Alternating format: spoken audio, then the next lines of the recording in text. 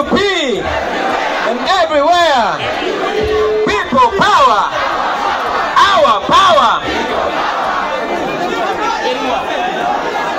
Jagala basaba abaganda bakina bali wano. Asindika muno lindako kumusindika. Ayogeza muno lindako okumwogeza.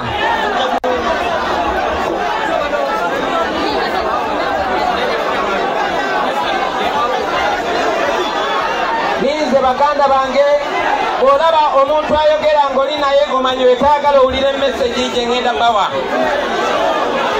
Okumala ebbanga ddene gavumenti ebadde tulemesa okwogera nammwe. Olwaleero tulina chance nsaba abasecurity abali wano n'abakamera musembereko emabega nsobole okubeera nga njogera aye ne bali nendaba be nga bali kumbona. Bana muli kumbona.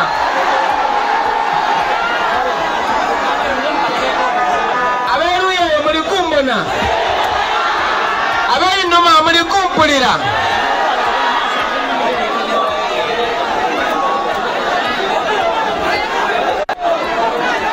Abemberi muliyo muli kumbona muli kumpulira.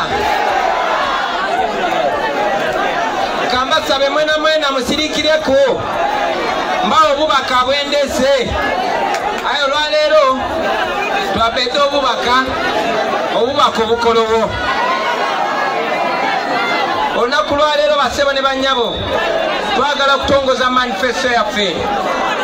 Naye manyi nti mwenna abali wano abandaba namwe abampulira naddala wano e Busoga mulina ebizibu ebiri special ebiri wano e Busoga. Wano e Busoga twasazeewo okutongoza manifesto yaffe si lwa kinyumu. Bannange lwe twasemba okujja wano tetwafuna chance kwogera nammwe kubanga baali batugoba na teargas n'amasasi. Gavumenti eno etufuga emanyi buli omu ayagala ekisinga. Bamanyi nti tumanyiganye.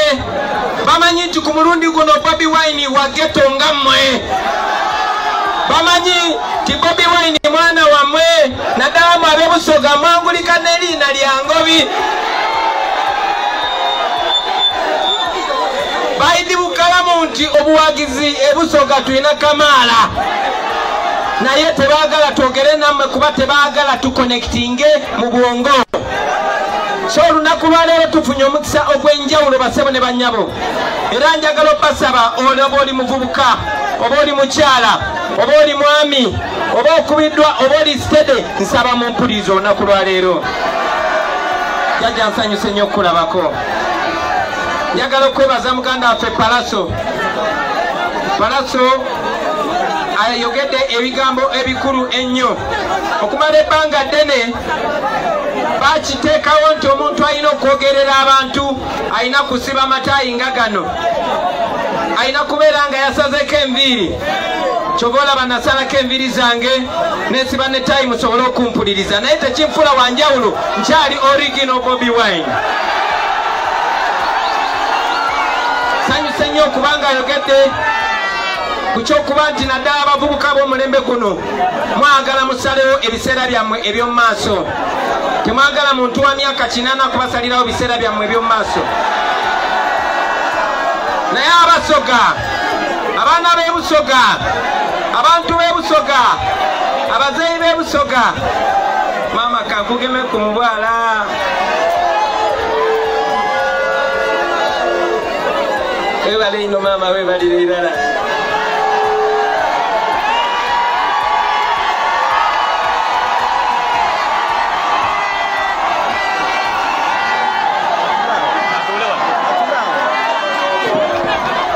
Mama chikobe kazi ndani. Ndi mwana wa Mbogo.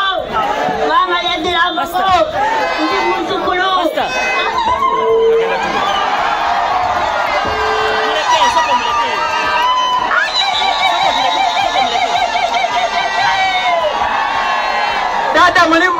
Dada mulimu bona. Dada mwindukulu wange. Ifa bembogo nifa bamuzala. baganda bange ab'ebusoga nga sinagenda na mu kutongoza manifesto njagala mumanye nti ebizibu by'ebusoga waliwo ebizibu by'ebusoga ebyenjawulo twasazeewo manifesto eno tugironchingire wano kubanga twagala abantu b'ebusoga okuwagira kwe muwagidde enkyukakyuka wadde entwali tetunaba kujja n'okubonaabona kwe mbonyebonye njagala okubakakasa nti katonda yabalonze mmwe muba mukola embeera sitwaga eno paka wetununula ggwanga lyaffe lino saagala mwekange si mistake okuba nti manifesto eno tugironchingidde wano teyali nsobi nti ne people power omulimu gwaffe ogwasooka gwali gwakujja bugiri kutwala muganda waffe mu parliament newankubadde sikyamutegera ennaku zino si nsobi basabo banyabo olunaku lwaleero eyandibadde atwaniriza wano eyandibadde MC ye mwogezi waffe gwe bayita Alex Waiswa Mufumbiro ali mu kkomera olunaku lwaleero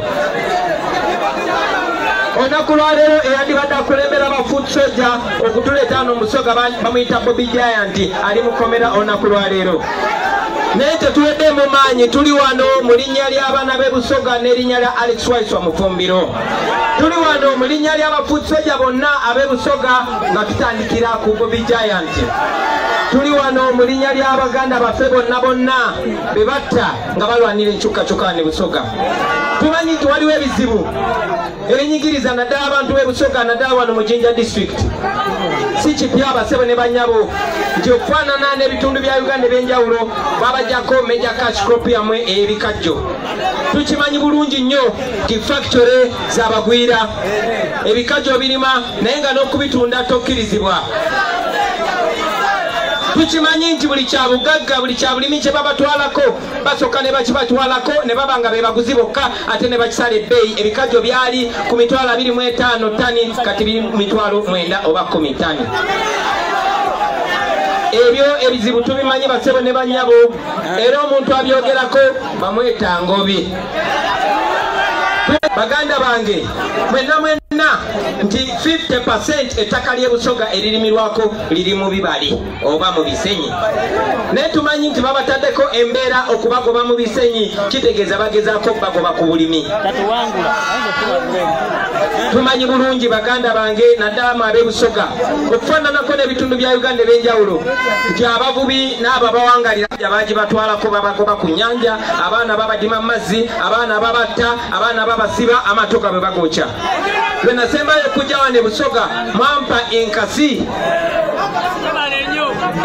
eyo yali amwana abasirikale bamusula mu mazzi enkasi buli wemba nvayo nga nzija ebusoga njitunuulira nenfuna ebbanja ku mutima naye mbasuubiza nja kukoma wano mu busoga nga nkutte enkasi eyo ngibakwase mbagambe muddeyo ku nnyanja yammwe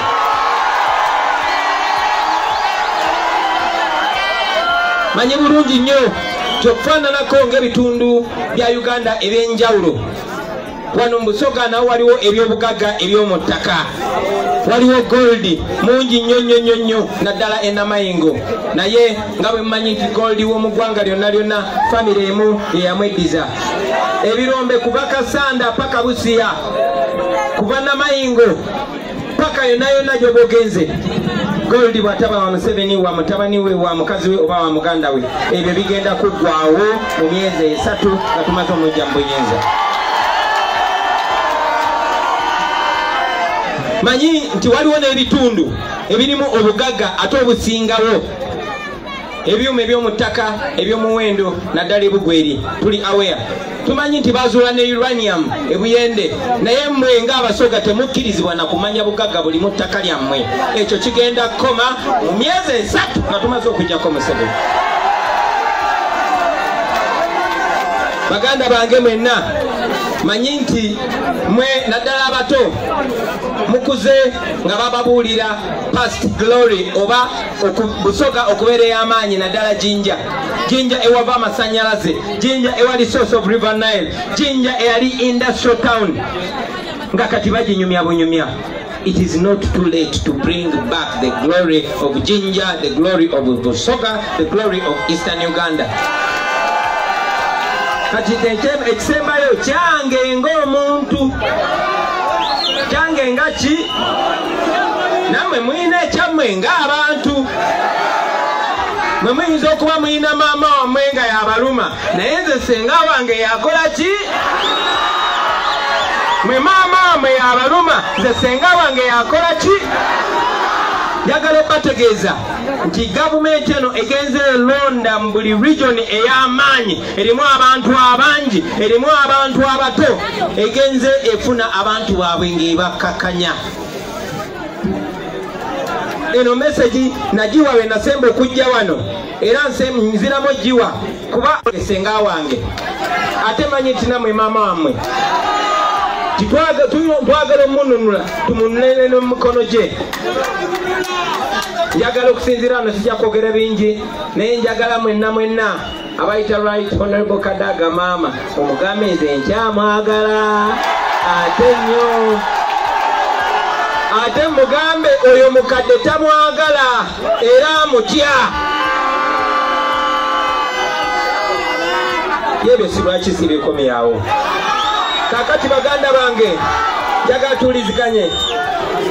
Olunaku lwaleero tumaze ebbanga nga tubasaba obuwagizi naye obuwagizi obwo saba okuyita ba deputy president baffe bonna. Obuwagizi obwo tetubasaba just kufuuka ba president, tubasaba kubanga tulina ebintu bye twagala okukolera Uganda era ebintu bye twagala okukolera Uganda basewo ne bannyabo biri mu kiwandiiko kino kye tuyita manifesto. Manifesto eno twagiwa erinnya tetulivangako. Twalina ekirooto kino kuva mu ntandikwa, tulina ekirooto kino era tugenda kusigala ku kirooto kino paka nga tukituuseko. Ekirooto kino bakiyita a new Uganda now. A new Uganda, a new Uganda, a new Uganda. So eno manifesto yatwe basebo ne bannyabo mugenda kunzikiriza. Olunaku lwaleero nabaire nenda kukoba lusoga lonka aye ndidi nti ne Buganda bali kumbona, aye ne Bulaaya bali kumbona, nenze byonna byenkoba olwaleero babenga bali bitegeera bukalamu. Abebusoga n'Abebuganda mujja kunzikiriza olunaku lwaleero njogera Oluzungu. Naye ate nja kusaba muganda wange Pastor Mwanguzi ajje wano. Pastor Mwanguzi njagala osooka okwatira endera eno, okwate n'akazindalo kano. Mike check. Bakuwa obubo.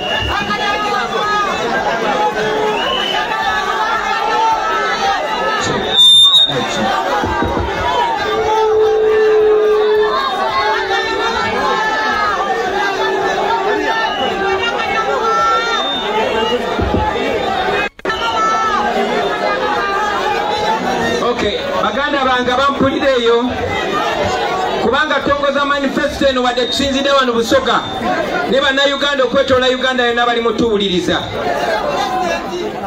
n'abagala Uganda okwetoola ensi yonna bali mutuwuliriza nga tobiddamu mu Luzungu. Manyi nti bannayuganda okwetoola Uganda yonna bali mu kutulaba era batuwulira. I know that the whole country is watching us and they are listening to us. N'abantu mikwano gya Uganda okwetoola ensi yonna bali mu kutuwuliriza. And the friends of Uganda across the world are listening to us. Therefore today I want to speak in English so that my message can go far and wide. N'olwekyo olwaleero ngenda kwogera mu Luzungu obubaka bwaffe butuuke eri abantu bonna. You all remember that in 2021 we were not given a chance to speak deeply to you and to speak to your hearts. Munayidukira nti mu 2023 titwasobola kwogera nimwe mutima ku mutima.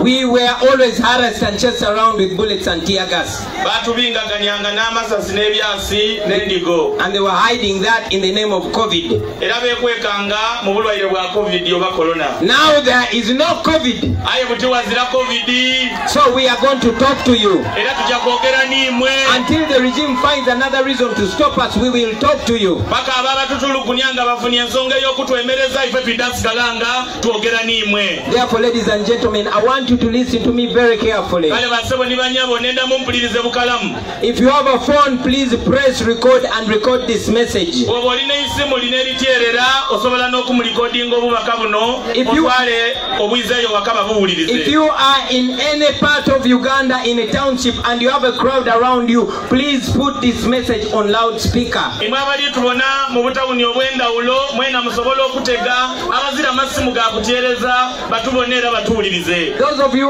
that are on Facebook or TikTok, please go live now. Mwena abali ku bibanga bya Facebook ni TikTok mwena muje live musobola okulaga abo abali awo. And I don't want that to stop now. I want that to go on because that social media is going to be a very important weapon in this fight for freedom and democracy. Atonka aye mu campaign ya ife yona yona twenda mu kikole buli yetunatambuliranga abantu basobola okubona bye tuli kubitamu ni bye tuli kwogera. Because in this campaign, ladies and gentlemen, kubanga mu kaweefube ono gwe tuliku we are going to focus on giving you a message. tulijja kuteisira kukuba obubaka. We want to show you the real reason why you endure this dust and these long roads. twenda abawo ensonga y'enekeenekeene lwaki mulina okugumira enfuufu n'amaabi n'itiyagaasi n'endigo. I want you to understand what you're fighting for. nenda mutegeere lwaki mulina okulwana n'ekye muli kulwanirira. I want you to understand what we mean when we say a new Uganda. era nenda mutegeere kye tutegeeza buli lwe twogera nti Uganda empya kabuti.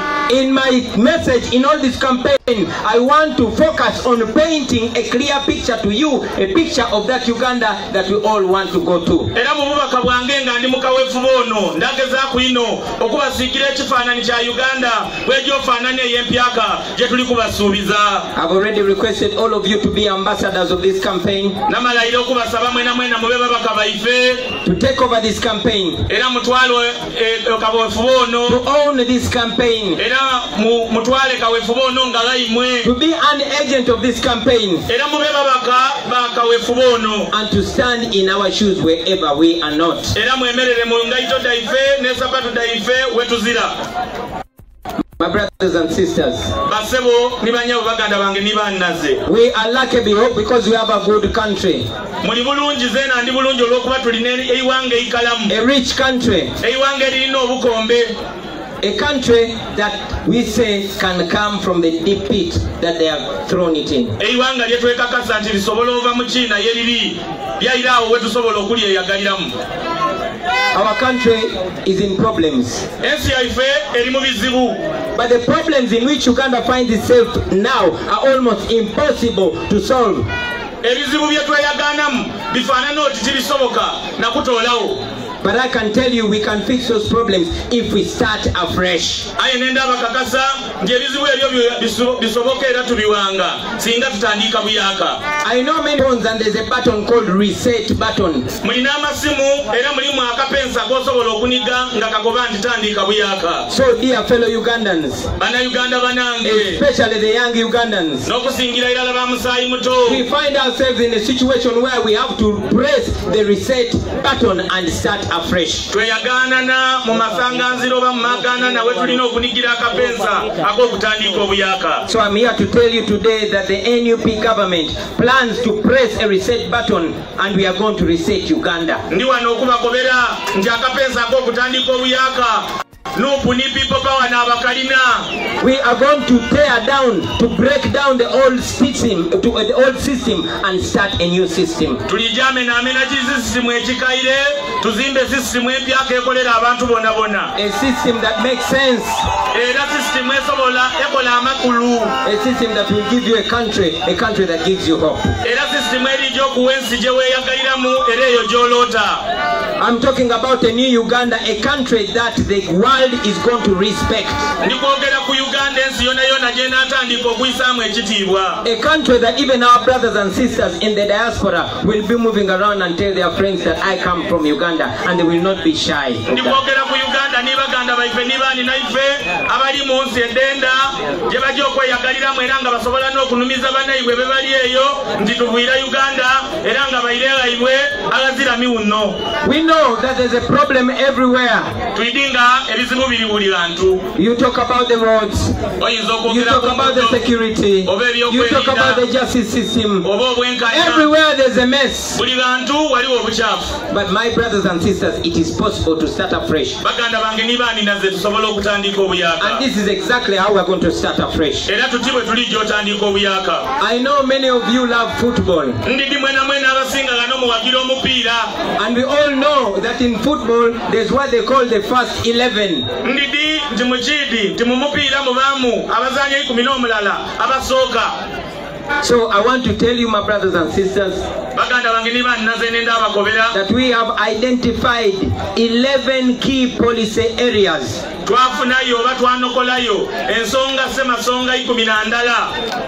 The first 11 you can call it. These are the first things that we're going to deal with. And these are as follows.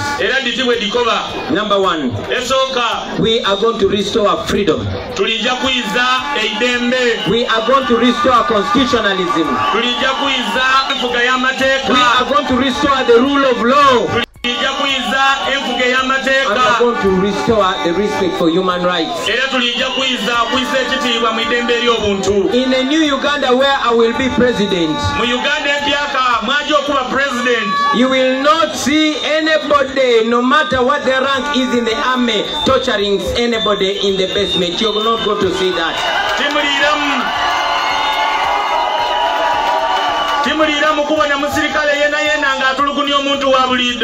Every Ugandan will be free. You will say something, you will express your mind, and you will not have to worry what is going to happen to you for speaking your mind. We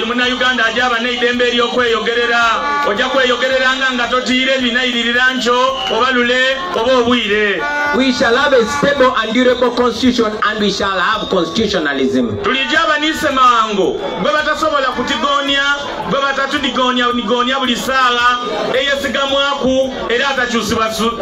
And we shall have constitutionalism. In Uganda today we have a minister for justice and constitutional affairs. But about a week ago, this minister said the constitution has no place.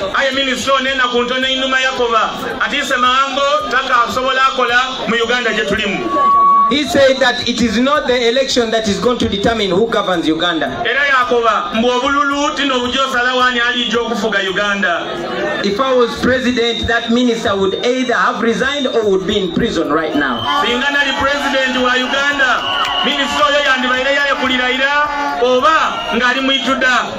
Because by being in that position and saying that, he committed treason and is liable for punishment.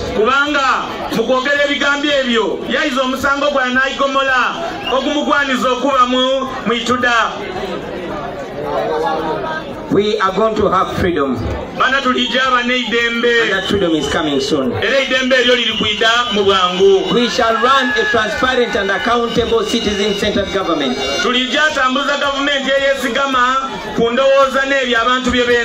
We are going to restore the presidential term limits and the presidential age limit. Omukulembeze kubisanda bibiri oba n'emyaka okubaku wakoma mu bukulembeze bwa president. When I am president, ladies and gentlemen, President Kyagulanyi bw'anaaba afuuse president, we are going to reduce the power of the president. Tujakendeeza obuyinza bwa president. I say we are going to reduce the power of the president. Timukiwulire ndi kukiramu tujakendeeza obuyinza bwa president. Because we want the president to be answerable to the law as well. Kubanga twenda president abenga asobola okufuiramu ebibuuzo eri ababa mulonda. The president will no longer be the one to appoint the chief justice. President adalekeraawo okuba nga n'alonda omulamuzi omukulu mu iwanga. Or other judges for that matter. Oba abalamuzi abandi bona bona. That duty shall instead be performed by independent authorities. Aye tudde atondawo obukiiko obwetengereire obulonda omulamuzi omukulu n'abalamuzi abandi bona bona. We shall have a judicial appointments commission. Waidabaawo akakiiko ak'ekiramuzi nga n'akalonda abakozi n'abalamuzi. And the parliament, because it will be independent in its rightful functions. Era parliament etaakolanga emirimu gyayo nga president tali kugyetobekamu. Ladies and gentlemen, and this is very important, we shall absolutely outlaw trials of civilians in military courts.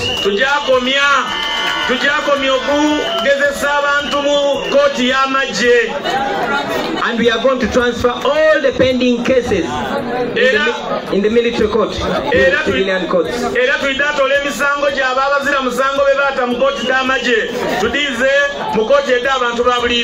We are going to unconditionally free all political prisoners on day one.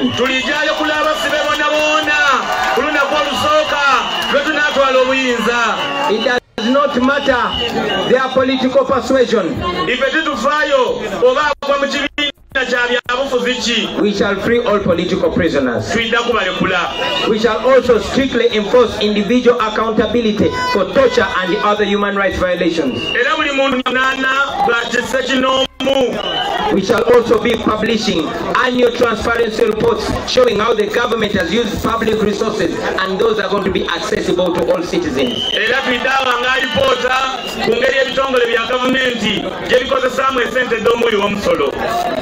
That way we're going to combat corruption.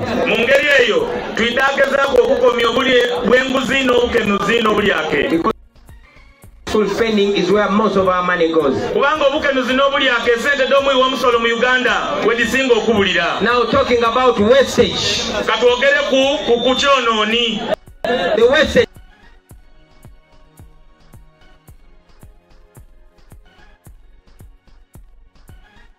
Cleaners. He has 35 cooks. You can go on and on and on.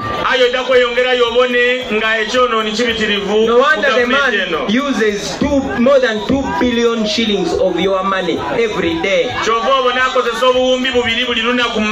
I say every day you, the common person, spend 2 billion shillings looking after that old man.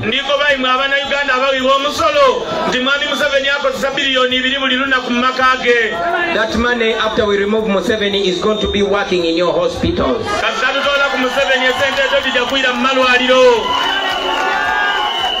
Now let me talk about our parliament.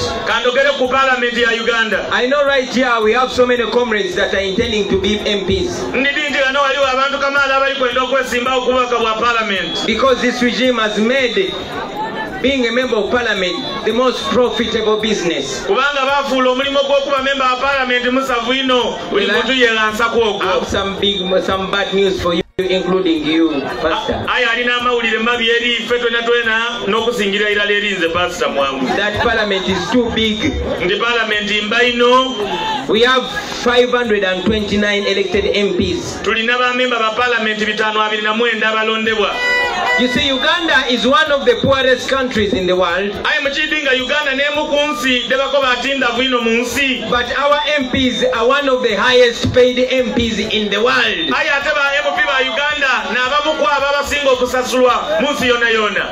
An MP in Uganda is paid higher than an MP in Germany.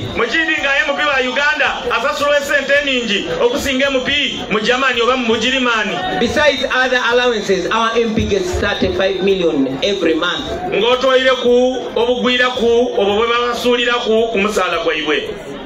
That means every MP earns more than 1 million every day.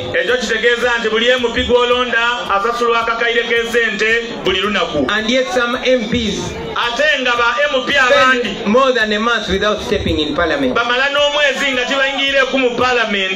We are going to reduce that parliament.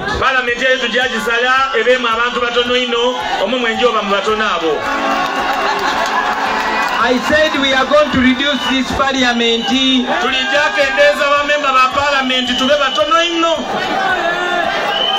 Every member of parliament Remember of parliament is given on top of the 35 million every month is given 200 million every 5 years to buy a car. Mujidi ngotwele kwa milioni ya 75 deba sasulwa buli mwezi aye bamuwa milioni 12 buli luvaino wa miaka 5 agule motoka empya akapiata. We are not going to give you that money. Edesende tutijandi bawa kubanga munoni akalulunga mulina ne motoka. We want to decommercialize our politics. Tulikwenda kutola sente mu byobufuzi. When I am president, people will not be killing each other to become members of parliament because it will not be lucrative anymore. Abantu bajalekera okweita olwokuba bali kwenda ebifo by'omubufuzi kubanga ebyobufuzi bidaba tibisikiriza olwokubanga timube mu sente kamala. The only thing an MP is okay, not the only thing, but the most important thing an MP or a leader should get.